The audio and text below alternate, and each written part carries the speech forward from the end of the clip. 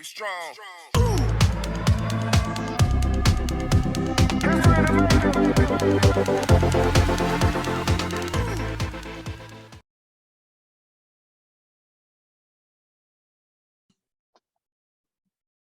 Well, hello, everybody, and welcome to this week's The Beautiful Bag podcast. This week, I'm bringing you a guest that we met, Instagram, Facebook group, I don't know, social media. It's how we're all connecting now and building this amazing, amazing community that we have. And guys, her name is Natalia Versace. And yeah, what a last name, huh? We're going to get into that a little bit too. So Natalia, thank you so much for being here with us this week. Thank you. I'm so excited to be on. Oh, I am so excited to have you. I'm so excited to have you. I know we tried to do this a few times, but here we are. We got today going, and here we are. So, let's get into your journey. Let's get into your story, because I know you are in your ostomy. You're pretty on the newer side of having an ostomy, just a little over a year. Over a year. Yeah, and having, and you have it because of Chrons. So let's walk through that. Like, what started it all? Well, I was fine up until 4 years ago, but my whole family is riddled with Crohn's. So I kind of knew the first day I started to bleed that I was next on the list. So for me, it just started 4 years ago. I had seen my brother have Crohn's for over 10 years. My mom has UC and my grandmother has colitis. So when I got diagnosed, they were all just kind of sad to see me be the next one. I think they thought we were capped at my brother, but so I was the newest diagnosed, but of course I had to exceed everybody. So I am also the one that is the worst out of everybody. So mine went from 0 to 100 in a very short amount of time. Wow. So 4 years. Now, are you the only one that's in an ostomy? Yes. Okay. In the family. In the family. Okay. Yeah. Okay. So let's talk about that journey. So you knew, Crohn's could be it for you. So what did you, when they started talking to you about having to begin an ostomy, what were your feelings through it? So that's another funny part. I didn't know I was getting the ostomy until I saw it on myself. So I kind of had a weird up and down with the 4 years. They first misdiagnosed me at one doctor. They said I had UC. So I was on the wrong medication for about a year. Nothing was changing. I knew something was wrong. They weren't really listening to me. I kept getting second opinion, third opinion, fourth opinion. I was getting discouraged because every opinion I was getting different information. And for me, I'm very much into the research of everything. Right when I got diagnosed, I wanted to learn everything about it. So I knew the questions going into these appointments that I wanted to ask. And when I wasn't hearing the responses that I was kind of expecting from what I had learned, I was just getting discouraged. So I got all these different opinions, and they wanted to put me on all different medication. I never got two of the same biologic from any of these doctors. So I was reluctant to start the biologics because I just wasn't sold on it, because no two people were telling me the same one. So in 2018, I did get very sick. I was off the Lialda that they had put me on for the colitis. I was just using medical marijuana. It had kept me in remission for 6 months or so, and then I went down. So 2018, I kind of did the same thing, tried to get more doctors to kind of see what we could do. I didn't want to do the biologic. Finally went on Humira at the end of it all. I only picked Humira because my brother has been on it for over a decade, so I assumed he's been on it. He only had his first flare up when he was 12, and he's been totally healthy ever since, over a decade. Hopefully it works out for me. Same genes, Started taking it. I felt so sick from the first time, flu-like symptoms every time I would take it. The doctor told me that I was fine. Tested the antibodies, told me it was working, keep taking it. It's fine. November 2019, I go down again. I have to stop working, the whole thing, start losing weight, the whole flare up. I was sick for months. Now we're leading into COVID. So this is where it got a little dicey. Doctors didn't want you to come in unless it was an emergency. So in the beginning, I was going in, they did the blood work, they did the basic tests. They told me then that I wasn't in a flare, but I had a flu. I didn't know what flu in November 2019, but to just treat it like a flu, you'll get over it. It might trigger your Crohn's a little bit, but you'll be fine. Months are going on. I'm talking to them over the phone. It's hard to get calls back from these doctors. Days, weeks are going on. Just getting worse. I'm getting worse. And I'm getting more discouraged. And after all the years prior of just like this feeling of being discouraged from doctors, I was just starting to feel like at this point, I knew I was getting sick and I just didn't want to keep doing this. So I kind of made a choice. This is kind of like where my story is going to be different than most. I didn't want to go to the hospital in COVID because I didn't want to go alone. And I knew that when I got to the hospital, just my gut feeling, knowing how sick I was at that point, I knew it was going to be surgery. It was probably going to be this. And I didn't think I could do it by myself without, anybody with me because they don't allow parents. I Right, also have especially through that time. I mean, especially in that time. I mean, that must have been frightening for you, just having the feeling of, we're in COVID. I have to do this by myself. I don't want to do this by myself. But you ended up having no choice, right? I had no choice. So I have a very strong hospital phobia as well, which didn't help me with any of this diagnosis, but you do what you have to do. But then I started to just get that anxiety of having to do it alone. So my whole thing from the beginning was I always wanted to see if I could do this naturally. I know people laugh at that, but there are some people that can at least get the symptoms under control. Mm-hmm. They can at least buy themselves time, something. Medications don't work for me. They make me feel worse. So in that moment, it was probably like the beginning to springtime of 2020.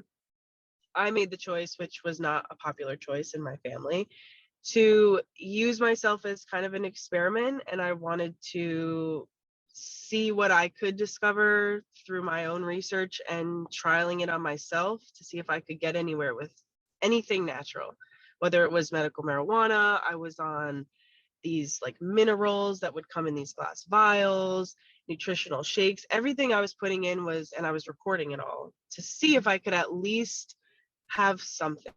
Because at that point, it was kind of like, I didn't want to die without have left something behind. So I kind of was doing it because I had made peace with dying at that point, and I was doing it more because I didn't want to die and just leave nothing. And I'm young, so I'm like, this will be my thing. Wow.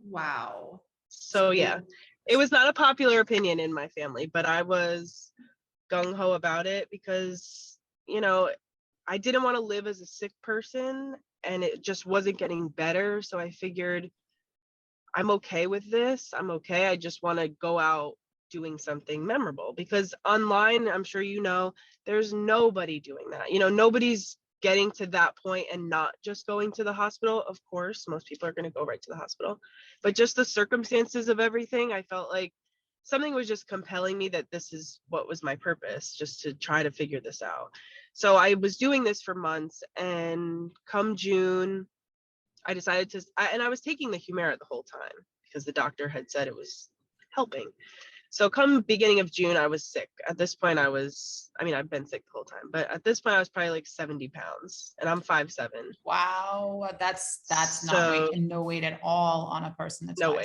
No weight. So I stopped taking the Humira beginning of June because at this point I had made peace with everything. And I was like, why am I still injecting this into myself? It's clearly not helping. And, it's making me feel physically worse. So I stopped it. My parents had at that point kind of made peace. It was a big family thing, but I'm an adult. So obviously I was making my own choices. They asked me if I wanted hospice. So I said yes at the end. They did bring hospice in, and I did have the hospice there for a few days. I think I remember I was starting to get out of it towards the end of June, obviously. Hospice. And now at this point in time, hospitals are open, but your parents nobody could still go into the hospital with you. So nobody could come with me. Okay. Yeah. Okay. So, I didn't want to go. And at that point, my whole thing was I didn't want to live sick, and I didn't want to do all that with COVID. And it just seemed like, in my head at that point, the logical choice. But the morning of June 26th, I wake up, hospice is there. At that point, I couldn't move anything from the waist down. I couldn't move my legs, definitely couldn't walk, was in diapers, I just basically was a vegetable. And so that morning, from what I heard the hospice workers saying, I kind of caught wind that I was probably going to go on that day from like kind of what they were telling my parents. So that was June 26th. So I made the choice on June 26th to go to the hospital, but it was because I felt guilty dying in my parents' home, basically. I didn't want to die there. So at that point, I was like, you know what, just take me, get me out of here. I don't want to do this to you guys. And, I'm so out of it at this point, I'll just go to the hospital and they'll, finish it up there. They finally, of course, as soon as this is a real story. This is my real story. This is a real story. This is a true, like you were on death's bed. Oh yeah. Yeah. I was 68 pounds at that point. And, hospice, they're not trying to keep you alive. So they had just brought the oxygen, the liquid morphine, and I wasn't really in that much pain. I was still at peace with everything, and I had made peace with it. It was just, I think, the guilt of doing that to my parents in their house that I decided to go on that day. So, okay. So now feel free to ask any questions. Yeah, I'm sitting here and I'm kind of like, okay. All right. So now you bring me to the hospital. I'm done. I don't want to do this to my parents. Everybody knows I'm not going to make it past today, tomorrow. But it's a year and a couple of months later, and I'm talking to you. So how did that go? So they scooped me up, put me in the car. My parents drove me to the Cleveland Clinic in Florida, in Weston. It's about 25 minutes away. We get out of the car, they take me in the wheelchair, and my mom is next to me, and then my dad goes to park the car. They let my mom through. So this is kind of where the story gets exciting. They let her through with me to the emergency room, and then my dad, I saw him like in the window. He tried to get in, they stopped him. So I was waving goodbye to him through like the emergency glass, the window, because I saw him outside, thinking like, well, there's the end of me and my father. They didn't even let him come in and say anything to me. So he ends up leaving. My mom's in there. Luckily for us, she remembers or just got in contact with a woman that she actually knows who works the admin kind of higher up at the Cleveland Clinic. So she starts, saying, we're here. I brought my daughter here, this, that, here's the whole story. This woman gets her a clearance to stay with me the whole time, but she cannot leave and nobody else can come. So my mom has to just stay with me in that hospital room, cannot leave. So this was great, of course, but at that point it was kind of touch and go. So I remember going into the emergency room, being in the wheelchair, telling them, if you don't lay me on this bed, I'm probably just going to pass out in this chair. Don't really remember much from the beginning, but I was admitted, of course. They told my mom when I got there that they didn't think I would make it through the night. Makes sense, of course. I did. I don't remember anything from the first week I was there, but I was there a week in the ICU. They made a plan. They got me stable. They said they were going to put a PICC line in, start giving me the nutrition through the PICC line for maybe 2 or 3 weeks in the hospital, see how much weight I could gain, and then I would have to go in and have the surgery.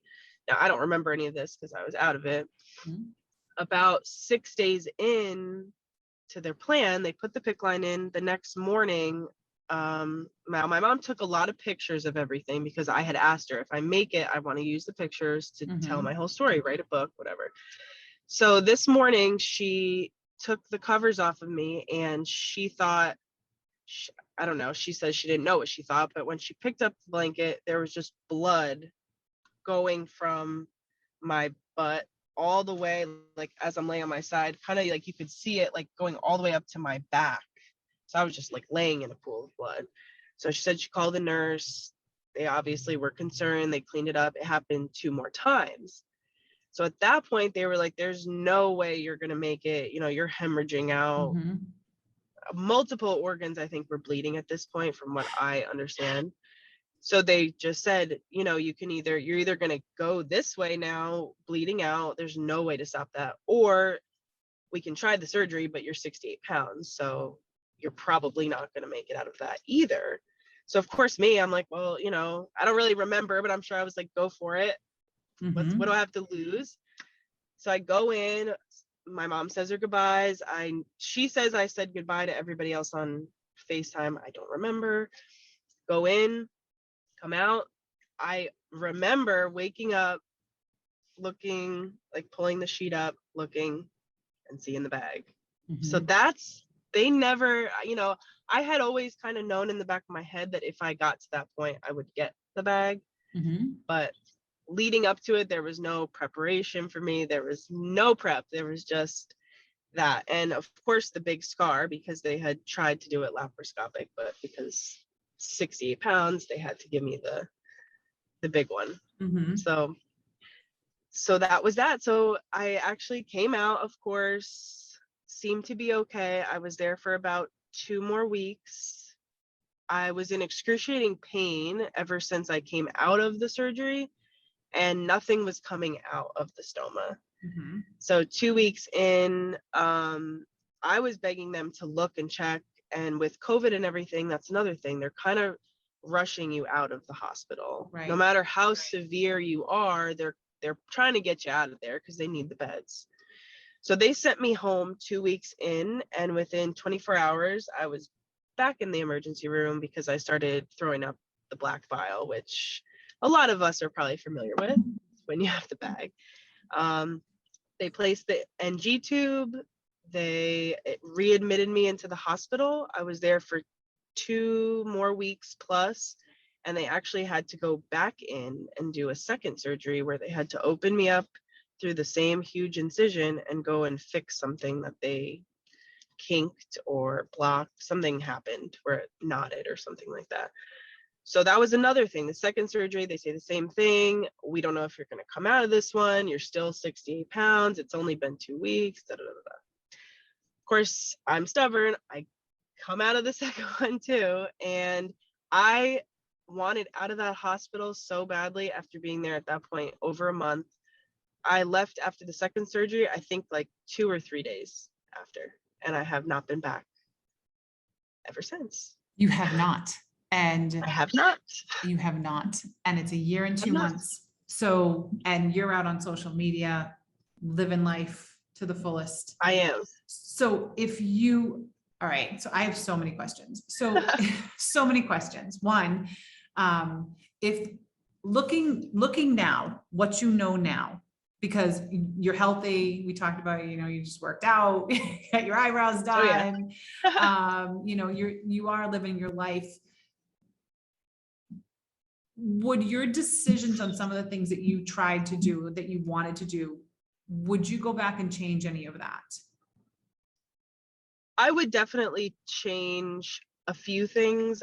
A lot of people ask me, of course, after I tell the story, like, do you regret doing that? I don't regret it, only because if it would have went that way, I would have been happy with it, just doing something meaningful and then going out with a bang. I would have been fine with that. I would have probably not made myself suffer as long. Right. Because it's excruciating pain.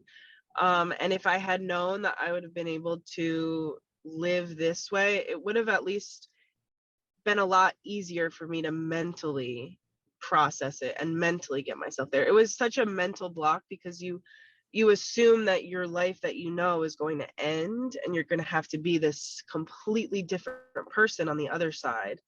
And I think it's when you realize that you are still your same self, you're still the same person, you're just wearing a little piece of plastic bag on your stomach. That's the only difference. It's to me, and I tell everyone, the only thing I can't do is sleep on my stomach.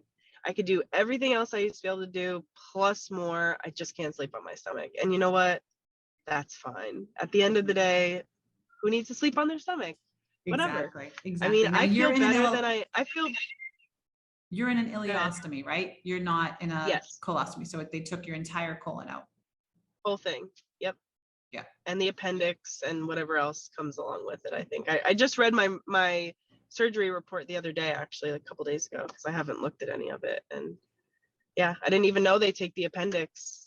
Oh, Like, oh, I did not know that either. I did not know that yeah. either. Apparently it's like attached to the end of your large intestine, so they take it out too. Okay. Oh, great. Okay. Who knew? Who knew? Good to know. We just learned something new, because I did not know that. Now it's Yep. been a year and 3 months now, right? We just about, yeah. Just about Yep. 3 months. Yep. What have you done in life since? Well, let's see. It took a while to get the weight back on, so I really didn't start living this fun life until maybe like February, March, April, beginning of this year, going more into, just the summer. I think just the summer I have started to feel really like myself. I haven't done anything crazy, only because COVID is really holding us all back, which is unfortunate because, now that I'm not sick, as you could probably relate, or anybody, you want to get out there and do all the stuff that you've been thinking about in bed for years. And now nothing's open. But I mean, I've gone to a couple little comedy shows with my brother, just people don't realize that the little things, like going to get my eyebrows done or going to get my nails done or just sitting in my car or driving, that is living life when you haven't had that for so long. Like those things, you can never take that for granted. So the little things that people, aren't maybe glamorous for them, I just love being able to wake up, jump out of my bed, not be in pain, go to the gym, do whatever I want, eat whatever I want, eat salad. I'm a vegetarian. I was born and raised a vegetarian. So to not have my veggies for years and be able to eat what I want to eat and how I know to eat has been the worst. So just eating. I'm doing a lot of eating. You're doing a lot of eating, and you look very, very healthy. And after going from 68 pounds to, what you weigh I'm now. almost double. You're almost double. Oh, good girl. Good girl. Trying to get there. I'm trying to get there, but you'll get there. I've almost doubled in size. That is amazing, because you look so healthy. You look so healthy. Now let's talk about being a vegetarian, right? Because there's a lot of people who can't have vegetables or have a hard time processing vegetables, but you eat them. For you, it's fine. For you, it works. You can eat raw everything. Yep. Everything. I have not had one issue. Knock on wood, but I started very slowly with the veggies, but as soon as I started to see, cucumber, avocado, things that were kind of low, I don't know what the word is. I'm thinking low fiber, but not like lettuce first thing, but I saw it wasn't really affecting me. And I had read a lot on just introducing new foods very slow. I didn't want to get any kind of blockages or anything, obviously, because traumatic from the first time. So I just introduced everything very slowly, a bite or two per meal. If I had my regular plain meal in the beginning, I would just do very little veggies on the side every day, though, every day. Mm-hmm. And then after, weeks and weeks and weeks, I started having just, a small salad, then a bigger salad. And now I can probably eat a whole trough of salad, which I'm happy for, because I don't know about you, but I miss those raw veggies. Some people don't care about raw veggies. I love a salad. I love a great salad. I cannot have kale or lettuce because it will create a blockage with me. I've been in the hospital with an NG tube after having a veggie burger, after having a Beyond Burger. I had a Beyond Burger and 2 pieces of Ezekiel bread. I made that, and that whole thing blocked me right up, and I was in the hospital with an NG tube. So but kale is a definite no. Don't touch it, can't look at it. So I have to be careful. However, I have learned little tricks of the trade that have worked for me. that help clear blockages. And I know some people have talked about even drinking, a bottle of Coke. Coca-Cola. I Bottle of do it. Coke. Everybody says bottle of Coke will clear it right out.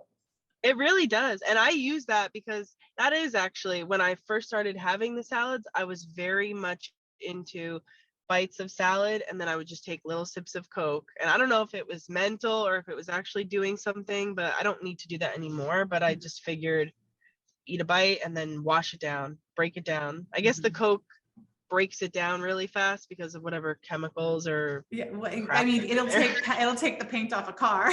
Yeah, yeah. So it's gotta wipe us clean inside. It's gonna do something. Hey, I'd rather have the Coke than the NG tube any I would day. agree. If you can avoid it.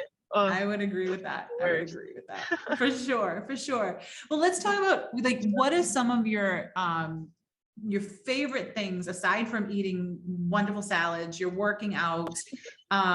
You've got a terrific last name. We talked about that for a second because you are related. You are part of the Versace family. I am distantly, well, not that distant. It's my father's father, my grandfather, and Gianni Versace were second cousins.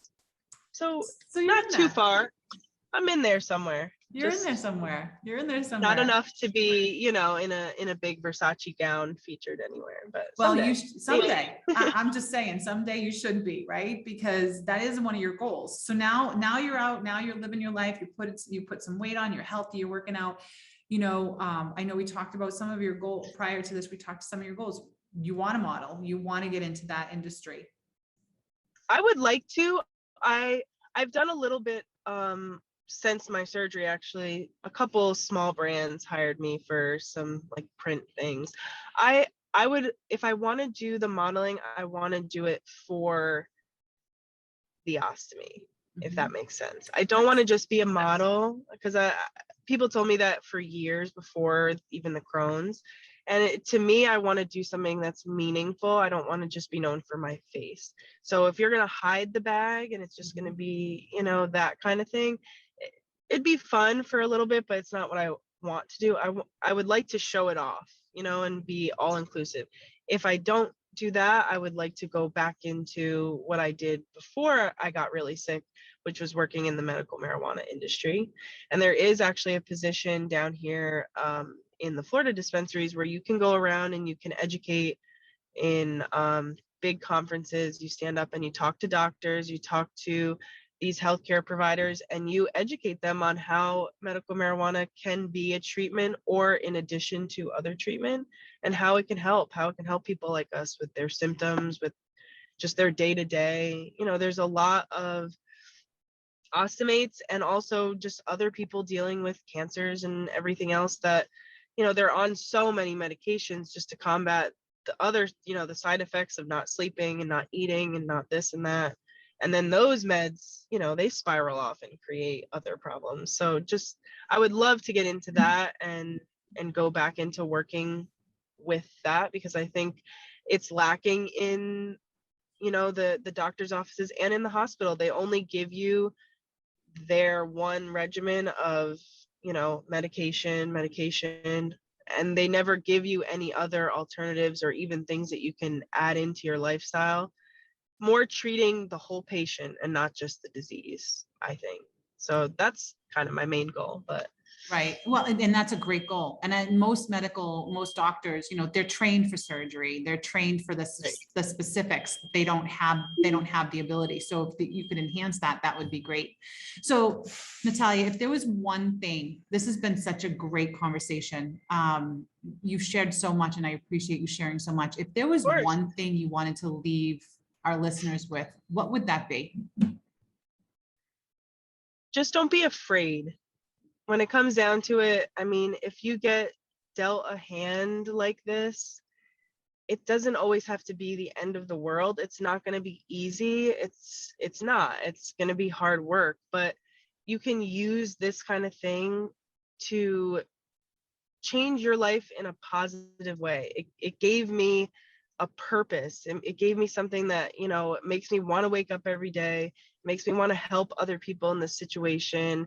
It makes me want to show, put it out there to others that you can live the way that we're living, so that, you know, the people that are in our positions that we were in a couple years ago can find us through the podcast and through Instagram, and not have that fear that I had, or maybe you had, because now I'm seeing that these kind of things exist, but there's not a lot of them out there that exist. And unfortunately, when you go out and you search, you know, Chrons or Ostomy bag, you're going to get a lot of negative stories on the internet, and, you know, people that are sharing the horrific things that have happened to them. And there's more of that out there that I see than positive. So we want to just flip it. It's not that bad. You can live with this. You can have a great life with this. You just have to let go of the fear and just let life take you where you're supposed to go. I mean, that's all it is. Just ride the waves. And that's exactly what you've done through your entire journey. And I, for one, am so grateful that you're here to share your story with us and to help others get through their journey too. So if people wanted to find you, where is the best place for them to go? Instagram, and my Instagram handle is just my name, Natalia Versace. No spaces, no numbers, nothing like that. Just my name. There we go. And I will make sure I put them in the show notes as well. So Natalia, thank you so much for being here with us this week. Thank you. Love this. This is awesome.